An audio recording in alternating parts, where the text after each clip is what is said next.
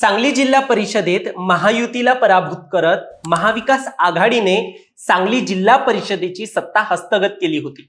जिल्हा परिषदेच्या अध्यक्षपदी राष्ट्रवादी काँग्रेस शरद पवार पक्षाच्या संगीता पाटील व उपाध्यक्षपदी काँग्रेसचे ऋषिकेश लाड यांची निवड झाली। त्यांनी भाजपच्या स्वप्नाली मासाळ आणि हिम्मत जाधव यांचा पराभव केला। महत्त्वाचं म्हणजे या अध्यक्ष निवडीवेळी शिवसेना शिंदे पक्षाचे 2 सदस्य गैरहजर राहिले होते, तर राष्ट्रवादी काँग्रेस अजित पवार गटाच्या 2 सदस्यांनी भाजप युतीला मतदान केलं। राष्ट्रवादी शरद पवार पक्षाचे आमदार जयंत पाटील, काँग्रेसचे आमदार डॉक्टर विश्वजित कदम, खासदार विशाल पाटील यांनी पालकमंत्री चंद्रकांत पाटील यांच्या राजकारणावर मात करत सांगलीचे मिनी मंत्रालय म्हणजेच जिल्हा परिषदेवरती सांगलीच्या जिल्हा परिषदेवरती महाविकास आघाडीचा झेंडा रोवला। असं असताना देखील सांगली जिल्हा परिषदेच्या अध्यक्ष उपाध्यक्ष पदाच्या निवडीत हार पत्करलेल्या भाजपने सभापती निवडीत काहीतरी आम्ही चमत्कार घडवू असं जाहीर केलं।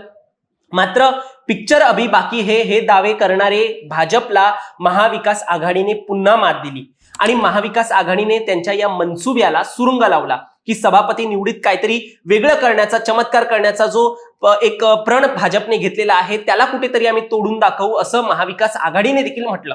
बरा विषय एवढाच नव्हता, तर मवियाने देखील सभापती निवडीवेळी आम्ही भाजपमधील सदस्य फोडू अशी भीती दाखवली।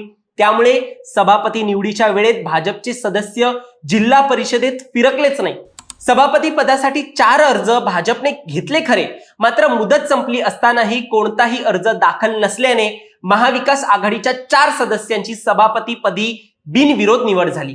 संख्याबळ विजयापर्यंत पोहोचत नसल्याचं लक्षात आल्यानंतर भाजपचे सदस्य विशेष सभेसही अनुपस्थित राहिले होते। या एका घटनेमुळे मवियाने पुन्हा बाजी मारत त्यांचे सभापती सांगली जिल्हा परिषदेमध्ये बिनविरोध निवडून आणलेत आणि भाजपला सांगलीमध्ये जागा नसल्याचं दाखवून दिले। भाजपवर या निवडी दरम्यान सदस्य फुटीच्या भीतीने झेडपी मध्ये फिरकता आलं नाही असं देखील आता म्हटलं जात आहे।